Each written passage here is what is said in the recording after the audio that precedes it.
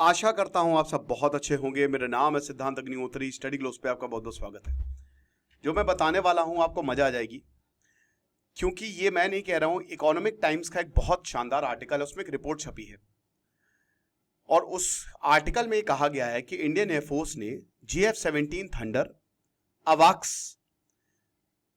2 F-16 और एक C-130J Pakistan का मार गिराया है। चलिए बात करते हैं। चाणक्य नीति का कोर्स लाइव है दोस्तों, लाइव क्लासेस नहीं है, वैसे रिकॉर्डेड है। अभी ये मात्र 300 रुपए का मिल रहा है। नीति 70 कूपन कोड यूज करिए। आज ऑफर का लास्ट डे है। अगर आप स्पिरिचुअल विजडम चाहते हैं, दुनिया को कैसे जीते, फ्लो स्टेट, सुपर रिचेस, सारी चीजें मैंने बताई, डिस्क्रिप्शन कमेंट बॉक्स में लिंक दिया है।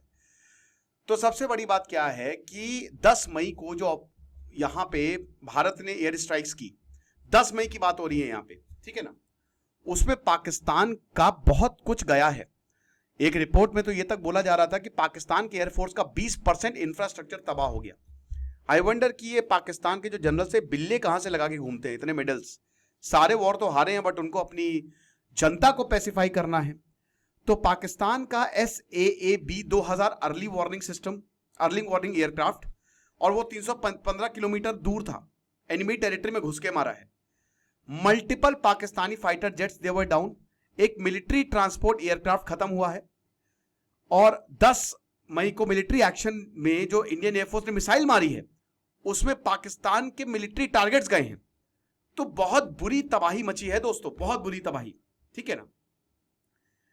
इंडियन ऑफिशियल्स को देखिए, ये इकोनॉमिक टाइम्स का ऑफिशियल ये आर्टिकल है, और इसको एक हिंदुस्तान टाइम्स का ओरिजिनल आर्टिकल था, जिसमें उन्होंने इंडियन ऑफिशियल से पूछा था। तो इंडियन ऑफिशियल्स ने वो जवाब दिया और इकोनॉमिक टाइम्स ने उसको छापा है। तो सबसे बड़ी बात यह है कि इंडियन एयरफोर्स बहुत अंदर तक घुस के मारा है। जो इनका SAAB 2000 airborne early warning system है, इट वॉज टोटली डिस्ट्रॉयड। इनका अवाक्स डिस्ट्रॉय हो गया, खत्म हो गया, जो कि चाइना और अमेरिका ने दिया था।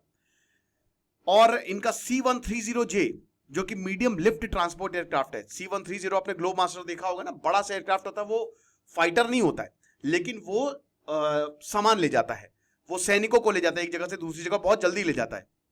एक GF-17 फाइटर, 2 F-16 जेट्स, दोनों ही हवा में and on the ground also.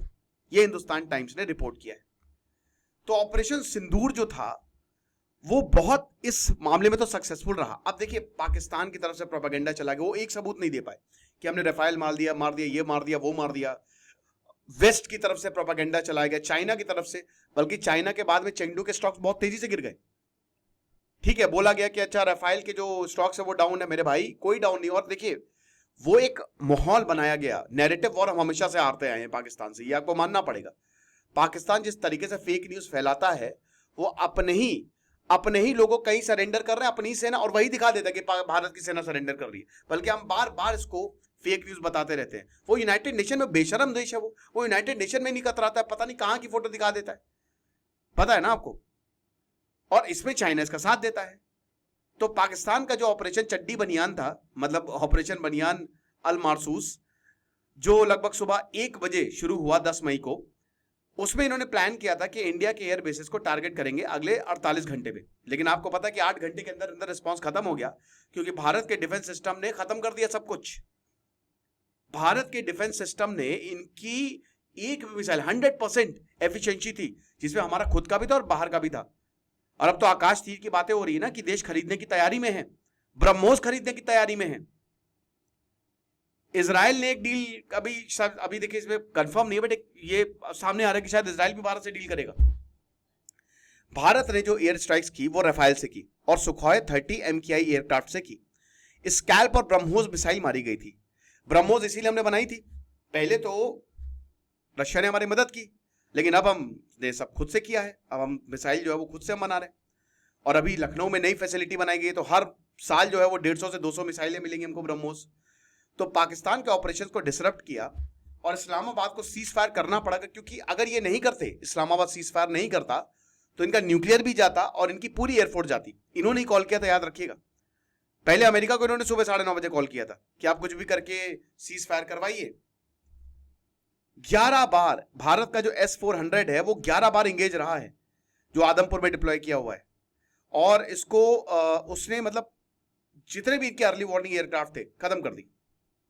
Multiple Pakistan के एयरबेस को टारगेट किया गया। सबसे पहले इंडियन एयरफोर्स की जो स्ट्राइक रही वो नॉर्दर्न एयर कमांड कंट्रोल में रही, नूर खान एयरबेस चकलाला।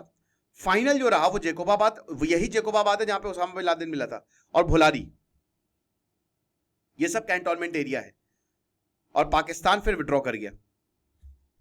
पाकिस्तान के डिफेंस सिस्टम न्यूट्रलाइज्ड कंप्लीटली। इनका जो Chinese supplied LY-80 air defence system Lahore में, हार्पी कामिकाजे ड्रोन ने उसको खत्म किया।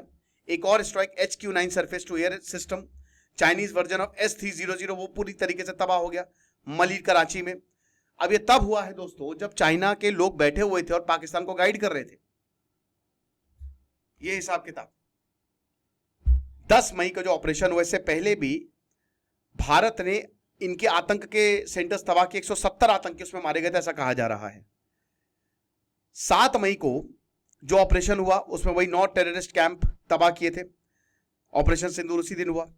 7 को लॉइटरिंग इम्यूनिशन जो आर्मी ने यूज किया उससे मारा। एयरफोर्स और नेवी तीन हर जगह से ये यूज किए गए थे। हाई वैल्यू टारगेट जो मुरिदके और भावलपुर में थे वो गए। उसके बाद इंडियन नेवी जो थी वो मकरान पोस्ट पे पोजीशन पे थी। वो Indian navy was prepare to strike the Karachi naval airport. अगर ये सीजफायर नहीं करते दोस्तों तो कराची 2-3 महीने तक धुआं धुआं खूब जलता, दिवाली बहुत जल्दी आ जाती। इंडियन नेवी अटैक मोड पे थी, स्ट्राइक मोड पे थी कराची नेवल पोर्ट को 10 मई की सुबह। और सिर्फ मकरान कोस्ट से 260 मील दूर थे, लगभग 500 किलोमीटर। लेकिन फिर वही पाकिस्तान के DGMO ने रिक्वेस्ट किया कि प्लीज सर अब आप मत फायर करिए हम पे। ये था पूरा का पूरा। तो अभी अगर मान लीजिए कि जैसे ये 1-2 दिन भी 11 या 12 मई को भी हो जाता ना, तो पाकिस्तान की नेवी है ही नहीं उनकी, लेकिन हम तबाह कर देते, खत्म कर देते पूरी तरीके से। पाकिस्तान के 50-60% इंफ्रास्ट्रक्चर खत्म हो जाता। ये हालात है और ये लोग प्रोपेगेंडा फैला रहे हैं, अजीबोगरीब बातें बोल रहे हैं। आपको क्या लगता है मुझे कमेंट बॉक्स में बताइएगा। बाकी आप हमारे कोर्सेज को अवेल करें। Thank you so much.